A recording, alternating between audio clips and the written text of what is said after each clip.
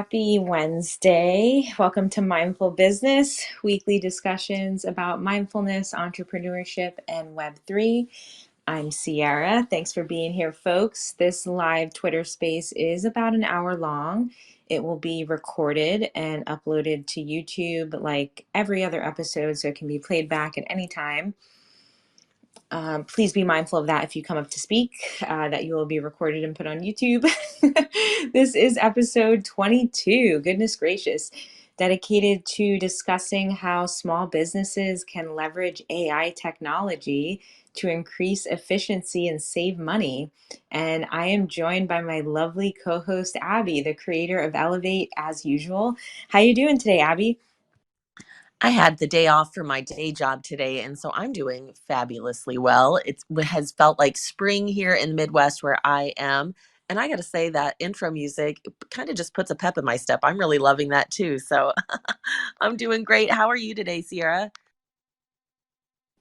I am doing well. I sent you a little voice memo earlier, giving you a little synopsis on my day, but I tried a different yoga studio than I usually do today, and whoa, it took a lot out of me. I am like extra exhausted. So once this space is done, I am probably gonna curl up and get into bed. But yeah, I'm super excited to talk about AI. Hey, Linda. Hey, Janae. Thanks for being here. Happy Wednesday. There is so much to talk about as it relates to AI. And, I'll just dive right in unless you have somewhere specific that you want to start, Abby. Do you have any feelings as we get started on this discussion? I'm super excited to dive into this really from a learning lens. I know a little bit about AI from an artistic point of view, and I know there are so many applications that it can be used for in business, but I have not had firsthand experience, and I know that you have. So I am so excited to dive in and really open to taking your lead on this one today.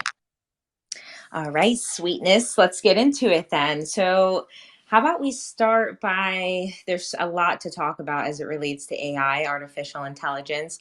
Let's start by discussing some of the ways we've personally incorporated AI into our own workflows. And I know that you've used it artistically recently, and I'm really excited to hear more about that.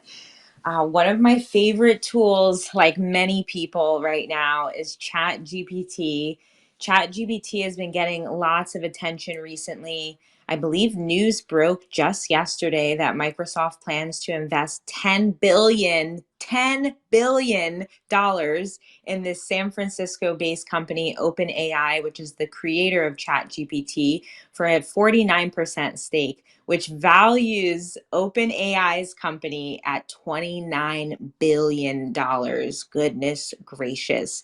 ChatGPT was launched only a few months ago in November of 2022.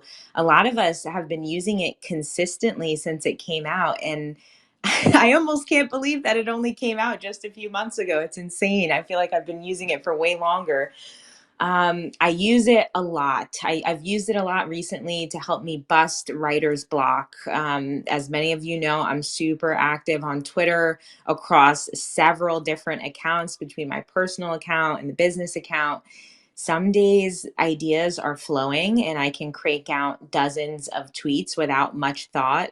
But other days I just have serious writer's block and I can't think of anything to post at all. So I've been using ChatGPT a lot recently to help me come up with content ideas for my niche. And anyone that knows me knows that my niche is obviously crystals, yoga, alternative wellness, mindfulness, things of that kind. So, for example, a prompt I recently used was make a list of simple full moon rituals. And then I tweaked the list a bit before posting it on Good Juju's Twitter. We have a lot of longer form like articles and blogs on our website, things like crystals for Capricorn season or throat chakra crystals. And historically, these have been super time consuming to put together, but not lately. Not lately, because I've been using ChatGPT a lot to help out with this too. I've asked it things like make a list of heart chakra crystals or what crystals are best for abundance and why. And I'm almost like shocked by how good it is. Like it's not even like it's coming up with crystals that I would recommend. It's not like random selections. But it is important to note that what it usually spits out, it usually needs to be tweaked and adjusted. And obviously, I want it to make sense. I want it to be accurate, and I want it to fit my brand's tone. But it does offer an amazing starting point when I'm struggling to solidify ideas. And I will be honest, I was able to eliminate the expense of using a copywriter thanks to AI, which is incredible. So it has actually saved me a lot of money and time.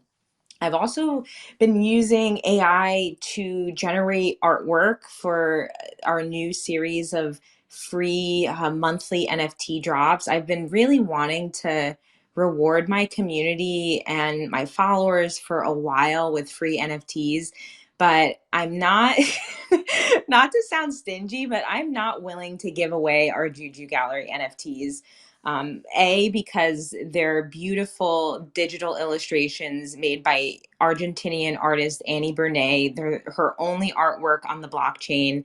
And B, they have actual utility. You can connect your wallet to our store and you can get discounts and perks. And I don't feel comfortable giving them away. The collection is only halfway sold out, and I'm willing to leave them up there as long as it takes for them to sell out. But I have been wanting to give NFTs away. And I've also never felt confident enough in my own artwork to circulate it. So I've been using text to image AI artwork generators to accomplish this. We've dropped 3 different AI artwork NFTs as a part of our new AI exploration collection. And I got really like, I really put myself out there with this because I also use Manifold.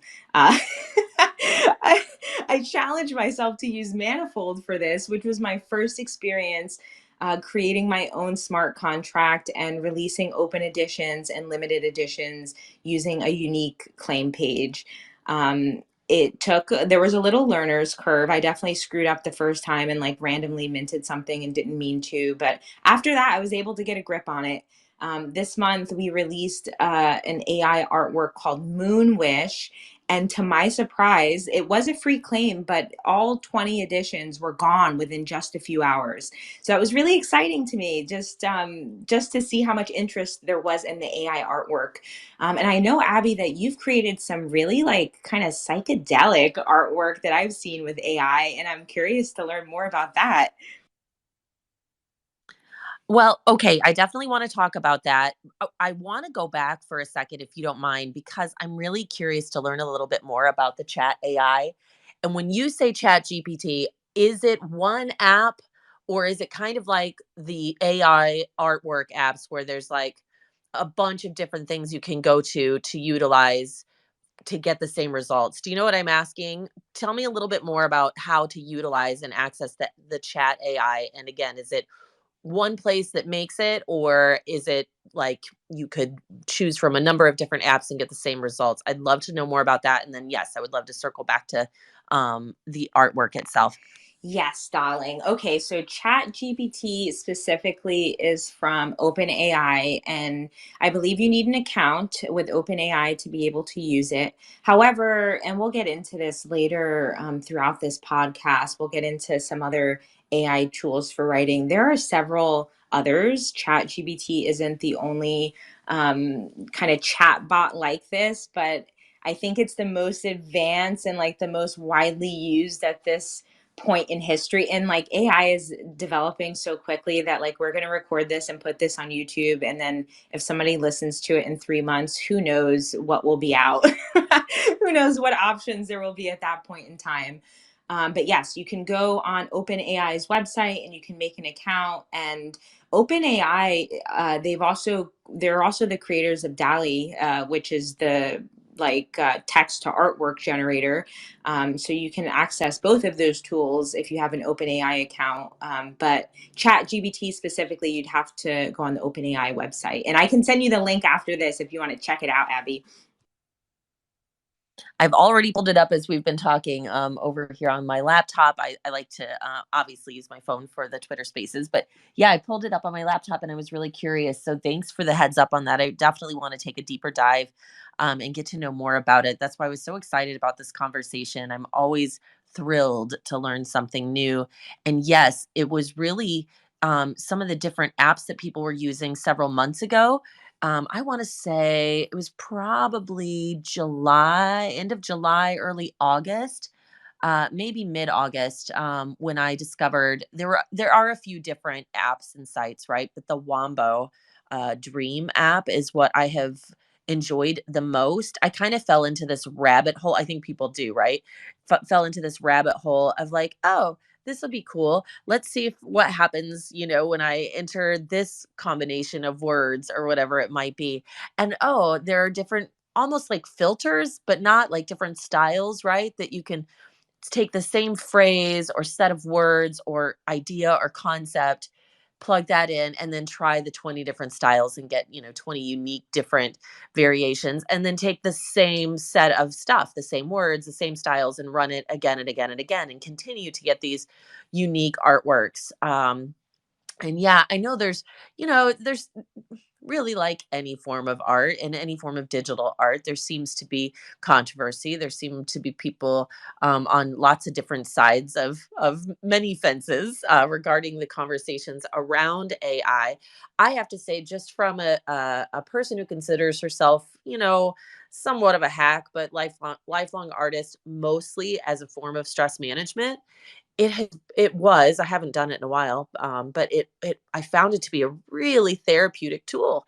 It was deeply satisfying for my brain to kind of create these different images and then to take those and continue to play with them and edit them and do different things. You mentioned that some of the artwork I did was kind of psychedelic in nature. When I make physical artworks, they tend to be psychedelic in nature. It's something I really dig. My brain totally just kind of finds deeply satisfying. And so I have loved just exploring and trying new things. So I'm curious. I know you said you've utilized it a little bit with some of your collections for NFTs to release. Is that something you got to play around with, or did you collaborate with someone on that? What's been your experience with the artistic side of AI? I love that you use the word therapeutic. Yes, it is therapeutic, especially like, I don't know, I consider myself a little artistically challenged, and I'm kind of a perfectionist too. And that process of creating can be a little frustrating for me when I'm trying to put something on paper or paint and it's just not coming out the way I envision it in my mind. So, yes, it is therapeutic and kind of takes that element away from the artistic process. And, there is so much controversy around it, particularly, well, I mean, there's controversy particularly around how it applies to art. I'm sure there's controversy as it applies to writing copy and it replacing human jobs and things of that nature. But I was thinking about this deeply the other day, and I was thinking we have a crystal store, and I was drawing a parallel in my mind between, so there are crystals that are grown in labs that are human made. And if you put one of them next to a crystal that comes from the earth, sometimes it's almost hard to tell the difference, especially when they're faceted and they're used for fine jewelry. And these lab made crystals, especially diamonds, lab grown diamonds, they're significantly cheaper than natural diamonds. And as I said, once they're faceted, it's really hard to tell the difference. They've been growing in popularity. But when I think about lab grown crystals, I think about the fact that people who collect gems and minerals um, are almost always looking for natural gems and minerals, and usually aren't as interested in things grown in the lab or treated, heat treated, and coated and things like that. However, I say that to say there is a market for both, and that there are people who don't care and don't mind and will buy the lab grown crystals and save the money and be happy with it and feel like it's beautiful and does what it needs to do. But it's not for everyone. And I kind of feel the same way about AI generated stuff, artwork particularly. It's like there will always be a market for art made by humans because no matter how amazing AI generated artwork is, it will never be what a human creates. No matter how close it looks, it just will not be.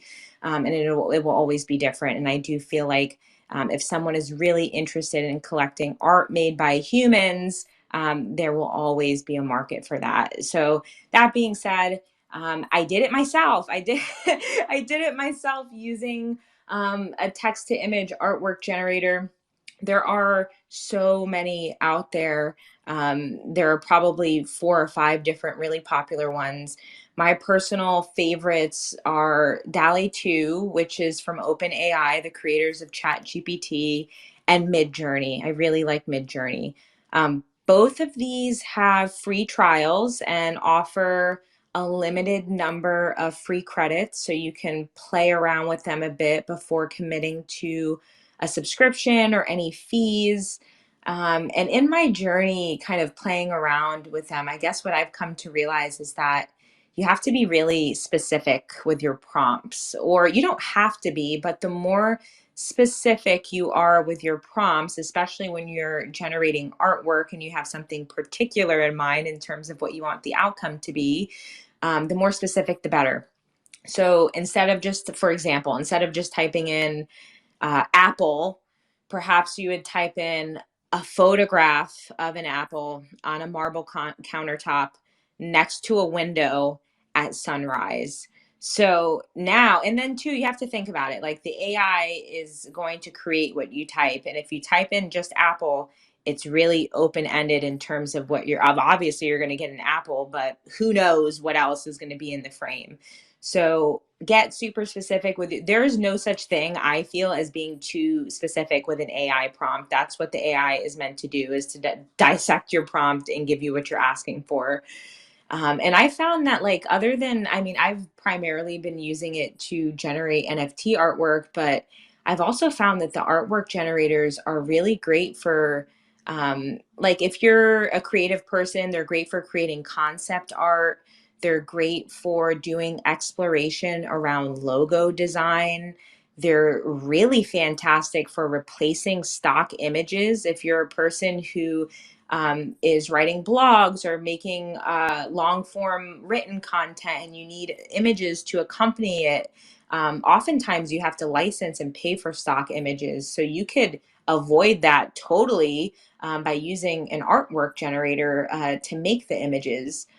So yeah, there's lots of really cool tools out there, and I'm still new to it myself, but it is, I love that you said therapeutic because I find it therapeutic as well. And I love the parallel that you drew about kind of the appreciation for lab created things versus naturally found and created, and how there's a place for each thing, really.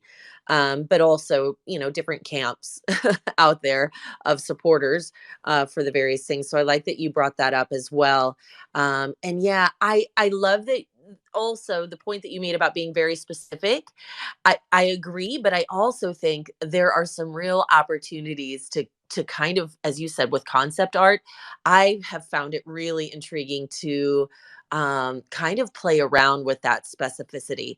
Yes, be specific, but maybe it's ancient, wise, magic, sage woman in purples and golds, and to really dig deep in my own creative thought process and ways that I prompt my own creative juices. It's kind of this play back and forth with the AI tool or tools to think outside my own box and to think outside the own lines that I've kind of set in my own parameters, and to keep kind of switching out those words and phrases to see what other kind of new, magical, unique, creative, and sometimes it's horribly, terribly wrong. Like it's so bad it's good, right? There definitely can be some hysterical fails. And I don't know if you had kind of written that into the plan for talking about things tonight. It's surprising how amazing and accurate it can be. And I think it's grown exponentially in such a short time. But I think it's so fun and funny when people post their fails. And I know I've got a whole collection of my own, like just hilariously bad fails from that process of playing around with switching out some of the phrases and the words. What's your experience been with some of the fails? Oh my God. Hysterical fails is the perfect way to put it. And oh my God, yes, absolutely. I've noticed that AI is really weird with hands and fingers, particularly. I generated some artwork recently, and the models had like 12 fingers on each hand. It was just so weird, and also with faces. And I do remember reading something around this as to why this happens, and I can't remember why it is. I guess the AI just isn't smart enough yet. I guess that's what it boils down to. But yeah, I generated something recently with like way too many fingers, and everything else in the image was perfect. Perfect to the point where, like, whoa, you can't distinguish, like, did someone draw this? Is this a picture? But then you look closely and it's like, why are there so many extra fingers? Oh my God. Tell me about some of your AI fails. I mean, considering, and I've seen some of the stuff that you've put out, and I can imagine that some of the stuff that didn't make it is probably a real, probably mind blowing. I'm gonna actually dig and find one of my favorite fails. There there are some really funny ones. And again, I've really played with wording instead of like straightforward stuff, right? In my own wording and phrasing and concepts. I've really tried to play around with some different things, including like DNA and fireflies. And so I'll find it, but there's a hilarious like floating figure with its booty lit up and it's shiny hiney for days. And it still cracks me up to think about it. But agreed that there seems to be something just a little wonky, something askew when it comes to fingers and faces. However, some of my when I was really going through it, like heartbreak, going through it through my breakup, some of those kind of disfigured forms really tapped into some deep emotional stuff too. So, what could have been a fail was really poignant and really deep. So I'll have to dig and find. I'll post one of each, one of my funny fails, but one that could have been a fail that really the kind of disfigurement added to like the depth of the piece. I have really, as I said, it's therapeutic because going through some of these different plugging in stuff that you're feeling or thinking about, and then having the AI spit out these different images, and then you kind of keep working it and tweaking it and changing things, and maybe you switch a word or maybe a different style with that same phrase, and it has this way of helping you process what you're feeling in really the same way that traditional art would do for me. That's why I do art. That's why it's weird for me to say, "Yo, I'm an artist." I never really was comfortable with that, but I've always used it as a way to kind of work out my messy brain, or like if my feelings are all messed up, or whatever it might be. I think art, it gives us that like outlet, right, to work through it. And I really discovered AI late summer, early fall, during some hard emotional times, to be such a great tool to kind of work through that. And then your mind settles into those spaces, right, where then you're just kind of like, oh, what about this word? And oh, what about this thing? And a little distracted maybe from the whatever the emotion or sense might be under the surface. So I like that it's two sides of the same coin. You could have terrible failures that are just hilarious or scary or crazy looking, but then the very next draw or whatever, selection or kind of shuffling of the words can create just the most like deeply moving piece at the same time. I don't know what your experience has been with that, but or what your thoughts are on that. Ooh, I love that you mentioned finding inspiration in the fails. Absolutely. And also too, obviously like a failed artwork is just a matter of like perspective and opinion, and one person's failed artwork is another person's work of art. So So absolutely. And I did briefly mention kind of previously using these artwork generators to create concept art. And I do feel, um, I don't know, especially for the artists that are really negative and resistant toward it, I just wish they'd give it a whirl because I do feel like it gives artists a foundation and a launch pad to work from and get creative juices flowing before making a new piece. You don't have to use the artwork generator and create a finished piece of art. It could very well just be a part of your brainstorming and creative process to get the juices flowing. And I feel like if more people looked at it that way, maybe there wouldn't be such a averse reaction. It kind of makes me think of Canva. I use Canva a ton to make graphics and such for my business. And I can basically create the same caliber graphics that someone would use Adobe or Photoshop, different expensive tools to create our graphics and our social media content. And I don't know. Instead of to me, it's just a matter of like what's accessible, what works. Canva is like under, I don't know, it's like $12 a month. It's a hell of a lot less than buying Photoshop. And it works for me. And I feel like this is a similar thing where it's like, hey, it's accessible and you can incorporate it at no cost into your creative process to make your life a bit easier. And we're talking so much about AI to generate artwork, but if you have a small business that is not creative based, or you're not creating images and artwork and graphic assets to circulate, AI is also amazing for writing, and there are some really amazing tools out there right now that can help you use AI for your writing. So, wait, before I get into before I get into the writing, I see you just I see you just pinned your funny fail. This is hilarious. Damn, we're gonna put this on YouTube and people are not gonna have any context as to what the hell we're laughing at. Maybe I'll find a way in the comments to link this picture, but yeah, this is so good. The shiny butt, like I love it. I don't even remember what I plugged in. I feel like there was something about DNA and fireflies, and I don't know. Sometimes I really get in these tangents of exploration.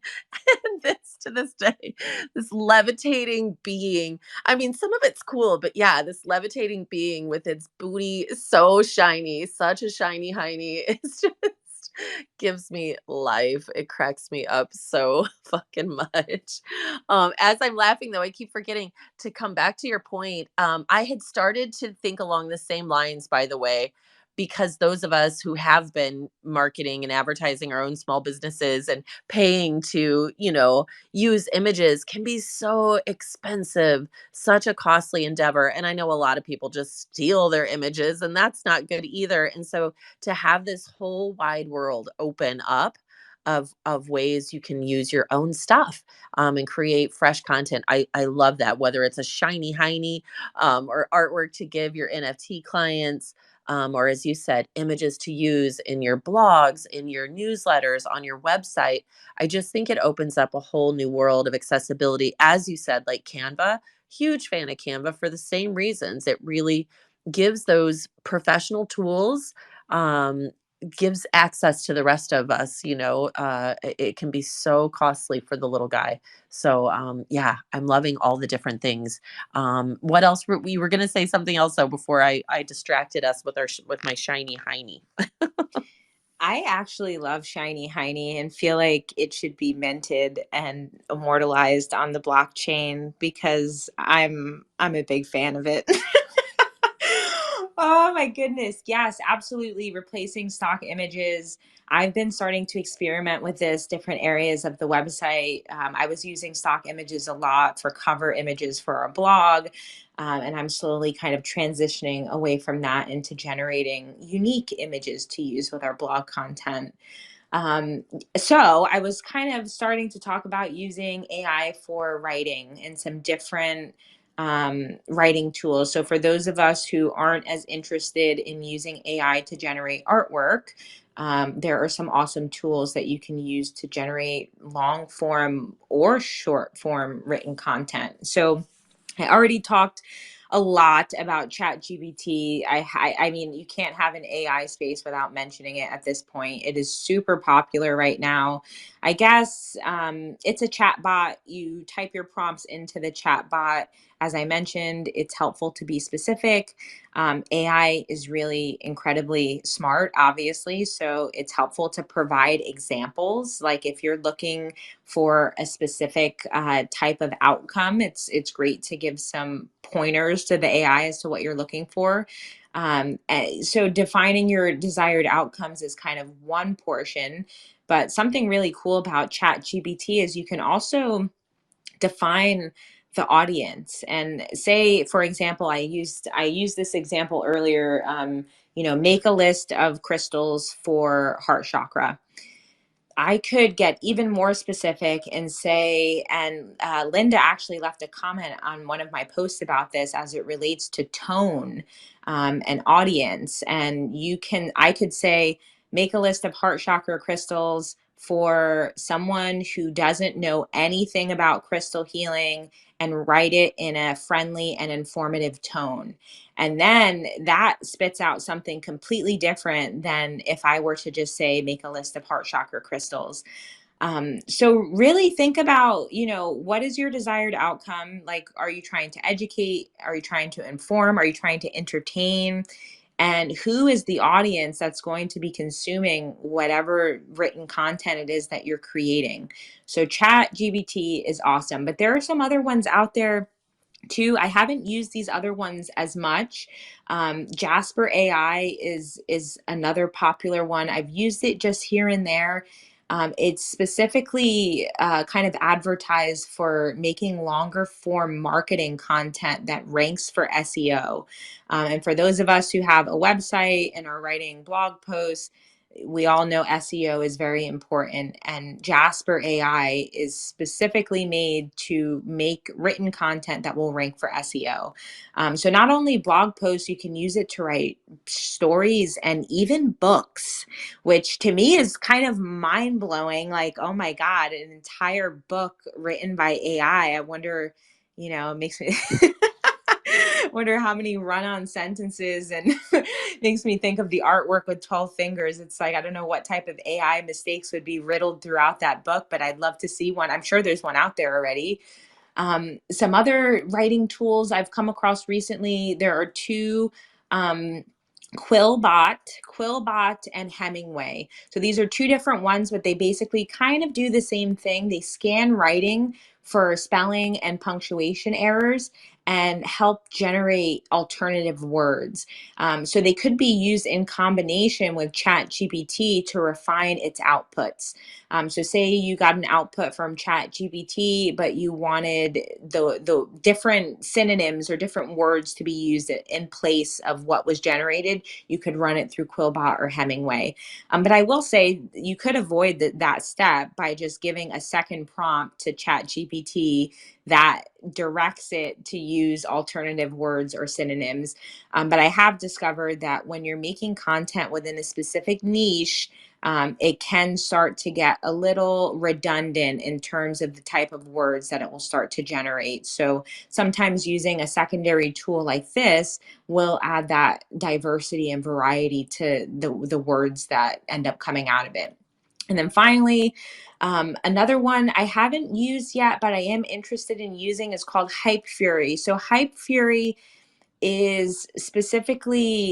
specifically have a tool that schedules and automates social media marketing and whatever. There are dozens of tools that you can use to schedule and automate social media marketing. I use Hootsuite, there's Sprout Social, there's a ton of different ones. But what's interesting about Hypefury as it relates to AI is they've released a new feature that auto generates tweets based on a selection of your own tweets. And I'm really interested in this because I'm like, this could make my life way easier. So it'll go through your tweets, it'll find the ones that have the best performance and the best engagement, and it will auto generate new tweets using AI. And that's Hypefury. So these are just a few. That was like maybe four or five. There are probably dozens of other different AI tools you can use for writing. And as I said, the technology is evolving at an astounding pace. So by the time this gets up on YouTube, God only knows what else will be out there. But I'm curious, Abby, what do you think about AI for writing? Have you experimented with it yet at all? And if not, are there some ways that you think it could help you in terms of different written content? I have not experimented. Mostly, I'm not even sure why. I just sometimes when there are too many choices, I get overwhelmed and don't pick anything. And so I love this conversation to have some specific recommendations of things that you've either heard a lot about or have personally tried, because that gives me the gentle nudge in the direction to actually try it. Like as we've been speaking, I've already pulled up the Hype Fury website and love this idea. I think that, excuse me, in order to really be efficient, especially maybe as I scale back on, manpower moving forward into 2023, being more resourceful in different ways, I think that this could be exactly what I'm looking for. So I'm so excited to really just even be introduced to some of the different things. As I said, I knew there were applications out there. I know that, there are chat boxes and things on your website. I know there are things like that, but I really didn't realize some of the really specific tools that could help with just the daily operations of not just growing but manning, right? A small business. So I love this Hype Fury idea, and really appreciate some of these tips and pointers that you have mentioned. Well, it is my pleasure, darling. And for shits and giggles, as I was kind of putting together my notes for this space, I was like, I'm gonna ask I'm gonna ask AI. I'm gonna take the title of this Twitter space and turn it into a prompt for Chat GPT and see what it generates. So I asked Chat GPT, what are four ways that small businesses can leverage AI technology to increase efficiency and save money? And now I'm gonna list the list of four things that ChatGPT gave me, which I'm very impressed with, um, just for the sake of, I guess, proving our own point here. So the first thing it came up with was automating repetitive tasks such as data entry and appointment scheduling. Fantastic. Second thing it came up with was optimizing marketing efforts, analyze customer data, and make personalized recommendations for marketing campaigns. Fantastic. Third thing it came up with was streamlining customer service. AI chatbots can handle basic customer service inquiries. Why, yes, they can. And the fourth thing on this list of four is predictive sales, analyzing past sales data to make predictions about future sales. So I was like, goodness gracious, that is not a bad start. And then just for the hell of it, I kept saying, okay, give me three more things, give me three more things. And by the end of it, I had like a list of 13 different things. And I was like, whoa, there are clearly infinite ways for businesses to use AI. My God, I wish we could have Chat GPT as like a third co-host join us on this Twitter space to chime in. I was going to say, I bet there is one, right? They're probably out there somewhere right now.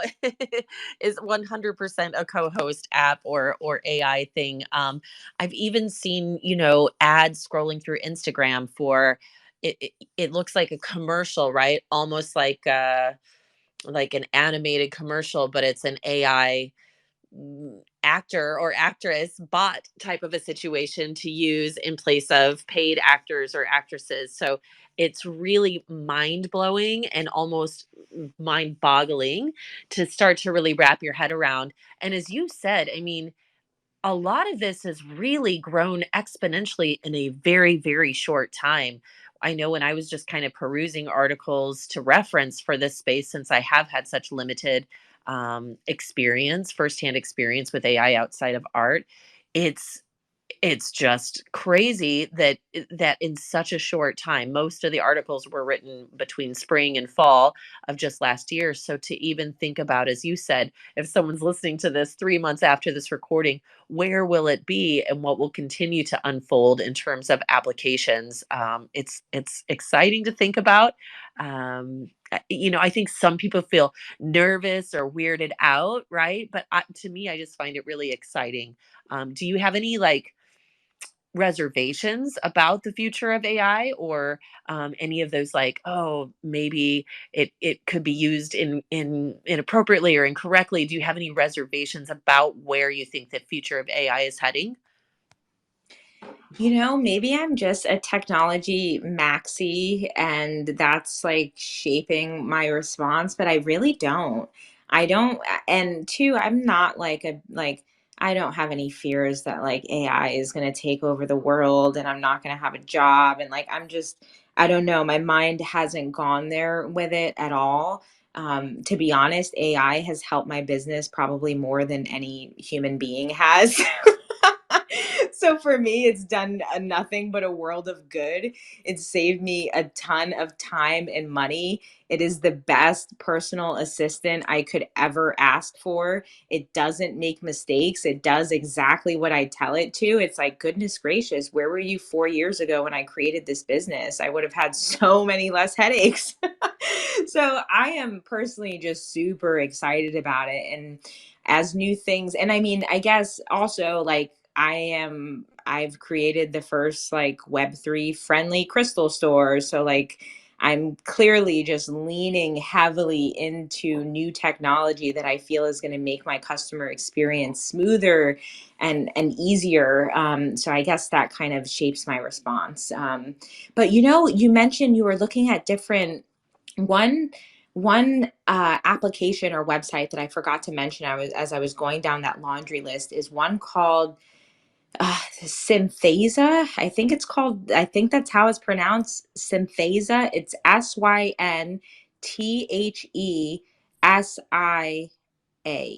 And this is really cool. This basically turns text into videos.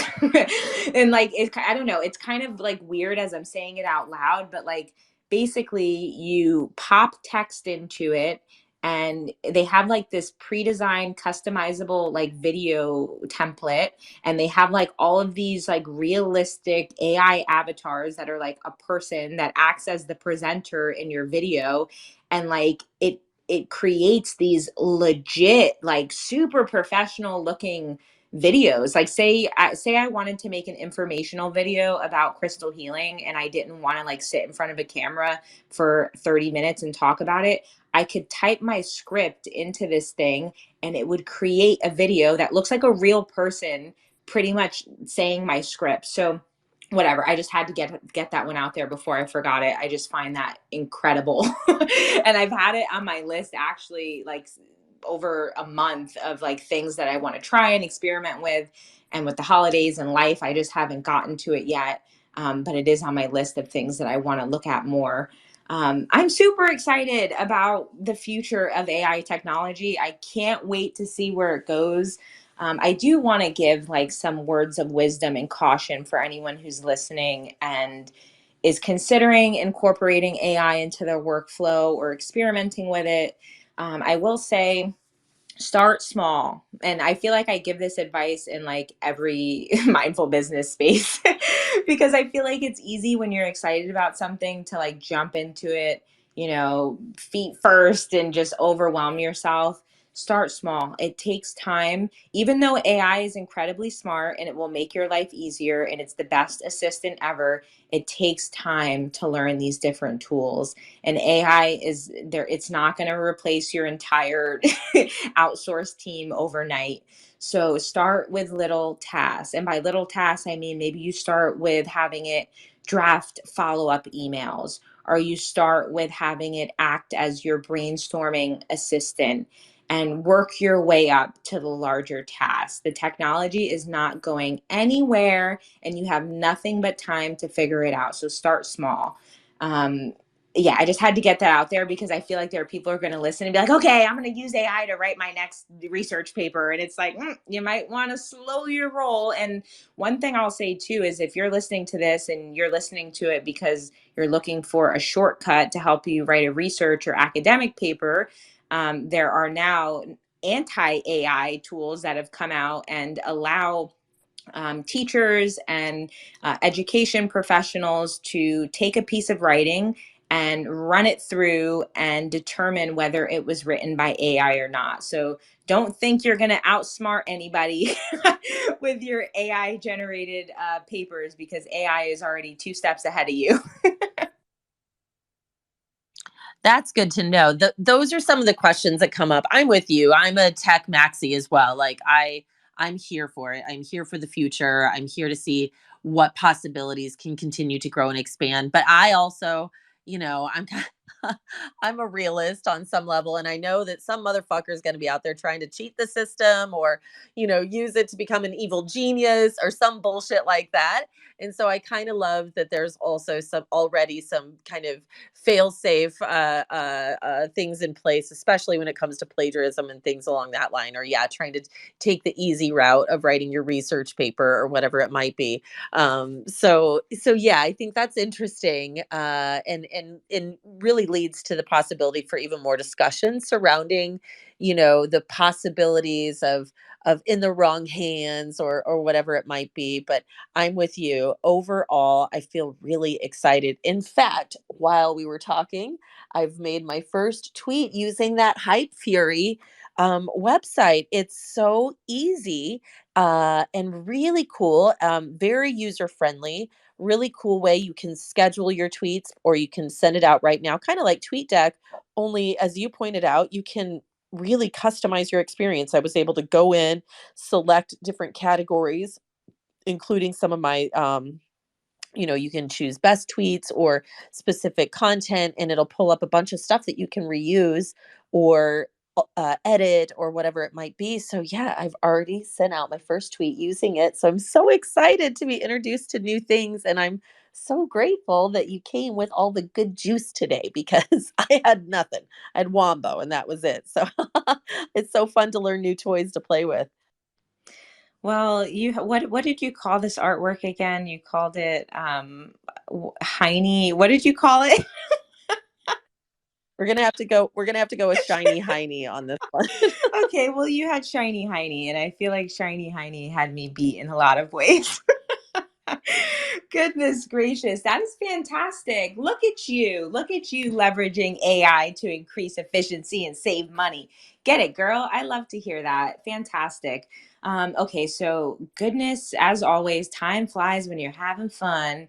We are closing in on like the last 10 minutes or so of this space. I do want to extend a warm welcome to some of our listeners. If you'd like to participate in the discussion, if you have any thoughts or any questions, or if you want to share an interesting way that you've recently used AI to increase efficiency and save money, you are more than welcome to request the mic and join the discussion. But if not, there is no pressure. I just want to put that out there. Something else I was thinking about as it relates to AI is like if you're a business owner and you're putting together a pitch deck or you're looking for investors, you could use AI to help come up with your elevator pitch. I kid you not, AI is like a fantastic brainstorming assistant, and you can really just type all types of ideas and thoughts in there. And just have it run wild in terms of what it generates. And I kind of alluded to this earlier as it relates to defining your desired outcome and audience. But you can use it to write in your target market's language. And I say that because everyone's target market is different. And I own a crystal store, and the type of people who buy healing crystals, we all know they're a very specific special type of person, and I'm one of them. I would know. We're crunchy people. we like alternative wellness and mindfulness and yoga, and there's a lot of vegans, and we're into hemp and all these types of special niche interests.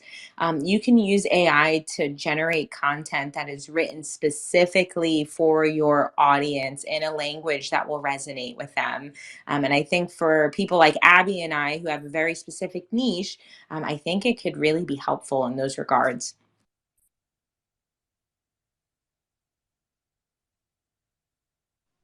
100%, 100%. I'm so excited to really, again, expand my horizons here.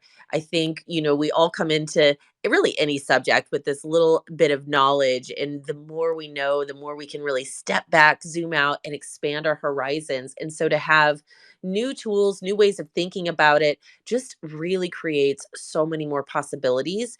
And I know we've talked a lot over the 22 weeks that we've been sharing in these conversations. We've talked a lot about things like working smarter, and conserving your energy and doing things that make sense, and really freeing up time and space and energy so that you can focus on the things that matter, making more money, creating more abundance, more streams of income. I love that these tools exist and are constantly changing, and just even having the awareness kind of takes you down that rabbit hole to continue to search. And now that it's in my bubble of awareness, I feel like, maybe I can stay on top of what's next and what will come next, and how we can continue to really tap into, and as you said, leverage these new but expanding tools to elevate our own experience as small business owners, as consumers, as people here in Web3, and just continue to, rise with that tide as it changes. Absolutely. It is incredible. It is mind-blowing. I feel like every day I'm exposed to like some new piece of AI technology and I'm just like, "Whoa. What's this?" For me, it's been super helpful with making a content bank, and a content bank is exactly what it sounds like. It's just basically a stockpile of ideas, and it's allowed me to have, weeks or months worth of tweets and articles just kind of stacked up. And as I said, like, we're human beings. That this is the difference between us and AI. AI does not get tired. AI just keeps going. Human beings, we get tired. We have life issues. We get sick. As Abby said, we have breakups. We have trauma. We have drama, and these things kind of prevent us from being as efficient and productive as we can always be. And that's fine. That's normal. That's called having a human experience. You are never going to be as productive as AI, and you weren't created to be. So don't try and compete with it. Leverage it, use it as a tool, use it as your assistant. Chat GPT is my free assistant until Microsoft invests that $10 billion and makes it a paid service, which God knows they will. I'm encouraging you, if you're listening to this and Chat GPT is still free, you better use that shit while it's free. Because it's only a matter of time, my friends. I'm kind of surprised it's been free for this long. So yeah, I've been using it to kind of stack up ideas and tweet thread concepts, and it's really helped me for, especially as I've mentioned in several spaces, as someone who has PMDD and gets really down and really depressed and kind of in this dark hole every 3 weeks or so. That's a time where I don't have the energy or motivation or mental clarity to come up with content. And these tools have allowed me to continue to produce and put out content even when my human brain is super foggy and is having a hard time doing it on its own. Well, I love that I always learn so much from you. I think you always just kind of have your finger on the pulse of what's really new in terms of Web3, and really bridging those gaps between Web2 and Web3. So I learn something from you every week, but this week I feel like it really took the cake. It was fun to dive into something that I know really very little about, and to within 1 hour walk away feeling like I've got stuff in my backpack right now. I can go pull up a chair and start to really revision and plan ahead in new and exciting ways that I really wouldn't have had the comfort zone to do before our conversation today. So, as always, I thank you so very much for sharing your wisdom, your tidbits, and all your tips and tricks on how to just really slay all day out here in the small business world. It is my honor and pleasure. And I see, before we close the space out, I see that Linda has a question. What was the app about script to video? Okay, so that website is called Synthesa. I'm probably butchering it. It's SYNTHESIA.io